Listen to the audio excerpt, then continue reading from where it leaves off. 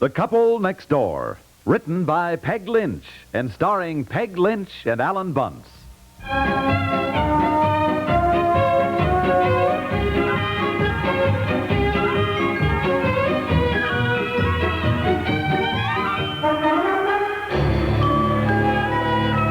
right, Miss Winters, send him in, yes. And look, Miss Winters, get that letter off to the Bracken Company right away, will you? You better send a special. Well, how's the boy, Right with you, Charlie. Did you get that, Miss Winters? That's right. Also the folder with the price list. Okay. Well, Charlie, how's the great author? Oh, you're just jealous, that's all. Just jealous. Look, when I get into our new house and have my den with a tape recorder and a new typewriter and bookshelves of reference books, gonna do a little freelance writing myself, give you a little competition. Oh, well, we'll see who gets in Who's Who in America first. That's a bet. Hey, listen, how about knocking off early and let's get out to the golf course, huh? Oh, golly, don't tempt me. I don't think so, Charlie. Look at this pile of work. Oh, come on. All work and no play? Why, you'll be old before your time. Well, certainly haven't had any exercise lately, that's for sure. Okay, meet you out at the clubhouse about 5 o'clock. Well, okay. All right. You win. You talked me into it. Well, I got to stop at the house, though, and change my clothes. Yeah, I can make it by 5. Okay, I'll meet you out there. Oh, hey. You two pulling a gag of some kind? Huh? What do you mean? We got your Christmas card already. Oh, didn't I tell you about that? No. Well, our Christmas cards are what you and I mailed that day. What? You remember the day we were going out to play golf, stopped at my house to pick up my clubs? Yeah. Oh, and I saw the box of letters on the closet shelf with a big sign, "Don't forget to mail." That's right. Well, she didn't mean them to be mailed yet, and boy, was she burned up when she found out that I had mailed them. I'll bet. Well, my gosh, how come she got your Christmas cards all addressed so early? Yeah, imagine, I are always wildly doing it Christmas Eve, practically.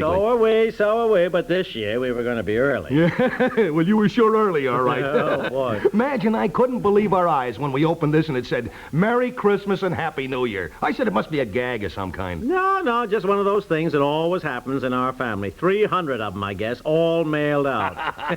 Well, I laughed and I said, well, the old cheapskate was trying to get in under the wire.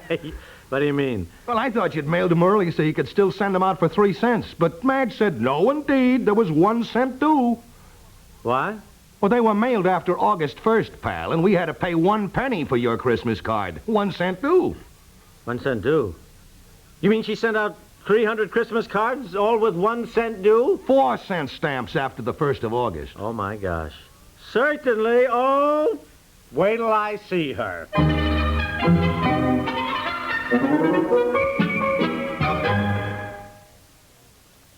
Before the 1920s, big city comics could bring down the house with jokes about country bumpkins. In rural areas, the city slicker was the target of the jokes. But that was all before the days of network radio. Since then, the gaps in understanding between city and country dweller have been filled in by networks like the CBS Radio Network.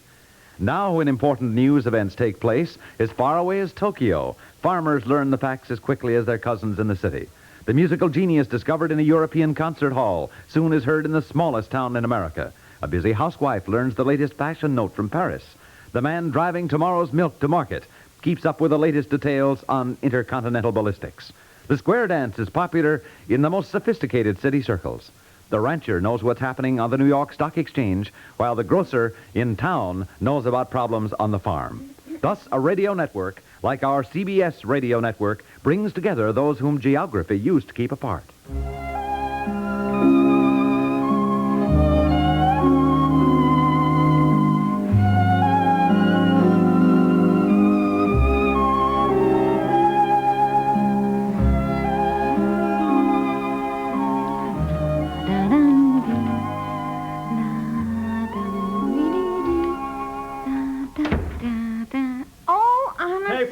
Mikey, do you know what you did? You know what you just did? I just got this baby to sleep. He's been fretting all afternoon, and I'm worn out. You barge in and slam the door, dear. I'm sorry. Well, didn't seem to wake him, did it? Just because he's so exhausted. I do wish you could remember not to slam doors, dear. I hate to be nagging you about it all the time. We do have a baby now, darling. I know. I'm sorry, darling. I'm sorry. Well, look, wheel him into the dining room and close the door. I want to talk to you. Well, try to be quiet. It's hard enough to keep Betsy quiet. I finally sent her over to the pool with the Kendall kids. Yeah, well, I'm sorry. It's been so long since Betsy was a baby, I keep forgetting. Oh, Oh, Dolly, I am sorry. What are you doing? Oh, well, darling, I'm sorry. My golf clubs fell over. Close the dining room door. Didn't wake him, huh? No. Huh? You want to play golf? Yeah, I'm going to play golf with Charlie Bemis. Okay? Oh, yes. Why don't you eat dinner at the club? Then I can just fix Betsy a hot dog, and I'll have a salad. I'm too tired to get dinner anyway. Sure. I'll do that, darling. Oh, What I wanted to ask you. What? Did you put 3-cent stamps on all those Christmas cards I mailed? Certainly I put stamps on them. 3-cent stamps? Yes, because on most of them I wrote little notes, and when you write messages, you have to seal the envelopes, you know. At least I wrote notes on the out-of-town ones, and I meant to single out the ones that didn't need 3 cents, but Aunt Effie and Barbara Smith were helping me, sealing and stamping, and I forgot they didn't all need 3-cent stamps. You know, sealed all the envelopes? Well, Aunt Effie did, and I realized it too late, really, and I, None of them should have had 3-cent stamps. Oh, well, when you write notes on Christmas cards, dear, you have to. They should have had 4-cent stamps. What? 4-cent stamps. Our Christmas card should have had 4-cent stamps. Do you realize that every one of those people we sent cards to have gotten them 1 cent due? I don't know what you're talking about, Tom. What do you mean you don't know what I'm talking about? I don't. They weren't overweight. That was a very light Christmas card I got this year. 4-cent stamps after the 1st of August. I don't know what you're talking about. Look, you're not going to sit there and tell me that you didn't know that every letter mailed after the 1st of August had to have a 4-cent stamp. Why? Why? Yes, why? Are you kidding? No. Just because it's a new postal regulations. Why? Since when? Since when? Yes. Well, honey, I since the 1st of August. Oh, I don't think so, dear. Who told you that? Nobody told You mean me. you're making it all up? Do you mean to tell me that you really did not know that according to new postal regulations there was an increase of 1 cent in first-class letters? No, I didn't know it. How can you sit there and say that? I can sit here and say it because I didn't know it. I don't believe it. I just don't believe it. Honey, where have you been? Look, it was in the paper for months that they might raise the rates. Then it was announced that the rates were raised.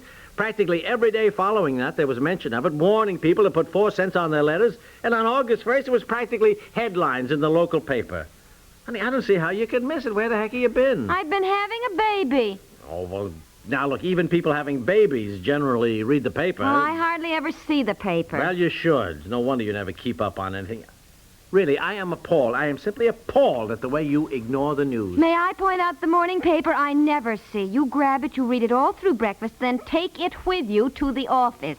The most I ever see of it is the back page across the breakfast table, and that generally is just an ad. You read the paper all through breakfast. All right. As for the evening paper that comes just when you get home, you take that, you read it while I'm getting dinner, then I have to do dishes, put Betsy to bed, and when I could sit down and read the paper, you say, "Oh, don't read. I haven't talked to you all day." So we talk, watch television, go out, or have people in. All right. certainly do I get it. You could read last night's paper the next day. During the daytime? Well, When I have washing and ironing, bathing the baby, feeding the baby, playing with Betsy, making beds, doing the mending, boy. cleaning the house, when do I have time, dear, to sit down and read? I'm so worn out, if I do get a minute, I lie down and fall asleep. I'm just dead. It was just Housework, surprising to me, that's all, baby. that there was anyone who didn't know about the 4-cent stamps. I mean, Barbara Smith and Aunt Effie were helping you said. It's funny they didn't say anything. Well, they didn't. You and Charlie mailed the cards. If you were so smart, why didn't either of you notice they only had 3-cent stamps? Oh. Well, I got to admit, you got a point there.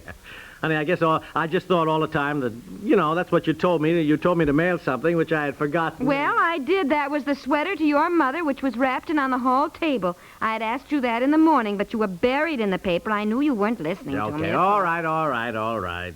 I certainly never meant you to mail the Christmas card. Well, now, look, let's not go into all that again. They were mailed, and that's that. But I still don't know how you could have mailed all those cards, all the same size envelopes, and not even wondered what they were. All right, it's done. And our friends have had to fork out 1 cent to get them. It's kind of funny at that. Well, it's just kind of funny at that. It's more embarrassing, I'd say. When did you mail those cards? Oh, I don't know, darling, a couple of weeks ago. Look at my desk calendar. I don't mean to sound stuffy, honey, but, you really should try to read a little bit more. Now, what's the matter? There's a notice from the trucking company that I clipped to your calendar the day I went to the hospital. That was July 21st. You never did tell me. Did everything work out all right? About what? What The notice? shipment from Boston. Oh, has it arrived? Has it arrived? notice notifying us that all the things would be shipped by truck arriving July 23rd. Didn't you take care of it? I don't know what you're talking about. I didn't get any notice. I got the notice and pinned it to your desk calendar right here. This enormous thing you insist you need on the desk, and I see the last date page you ripped off was April 7th. Don't you even look at this calendar at all? Yeah, I look, but here's the notice. Here, right here. And I wrote exactly what to do to have the truck deliver the load to the Palmers. Mrs. Palmer said we could store it there in an old barn until we needed it for the new house. Didn't you do that? No, I didn't do that. I didn't see any notice, and I didn't see any note from you. Right here on your desk calendar, this ugly office-type thing you've always insisted you refer to every day. So in all the excitement of the baby arriving, I wrote it down where you'd be sure to see it. Well, I'm sorry. I didn't see it. Sorry? All those beams, the priceless black walnut floors and paneling I inherited from Larissa's house, they arrived July 23rd. If you didn't take care of them, where are they? All right, okay. Now, don't get excited. It says Wilson Trucking Company. They have a warehouse here. I'll call down there. Talk about me reading more about worldwide events. It seems to me if you do less reading about what's going on in Egypt and more about what's going on in your own home. All right, okay. I'll call the trucking company and see if they know anything about the shipment.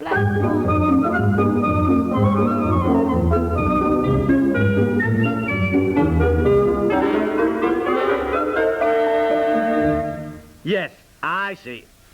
Very well, I'll be down tomorrow, sir, and make arrangements to have them stored somewhere else. Yes, thank you very much. Well, you can relax. The trucker just stored them in their warehouse, and everything's okay. I bet they're going to charge us for 5 weeks storage, aren't they? Oh, sure, you can count on that.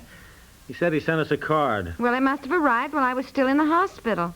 Oh, well, I didn't see any. May I look in this desk drawer of yours that you don't usually want me to get into? One that holds things you just sweep off the desk, dear? Yeah. Sticks a little, I think. Here, let me get at it.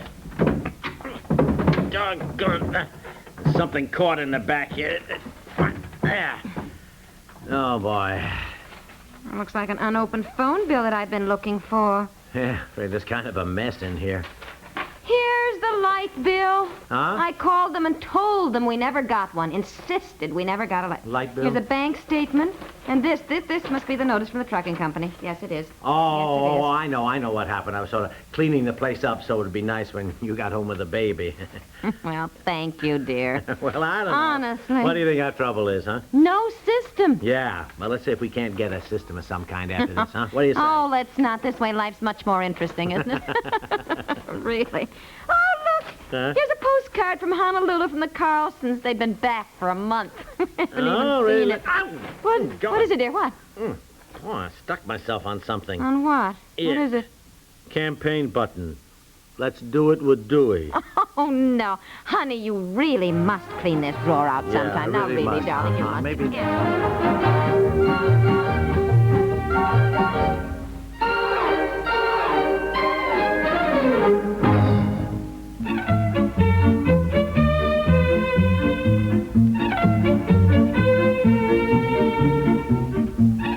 The Couple Next Door is written by Peg Lynch and stars Peg Lynch and Alan Bunce with Don Briggs and is produced by Walter Hart.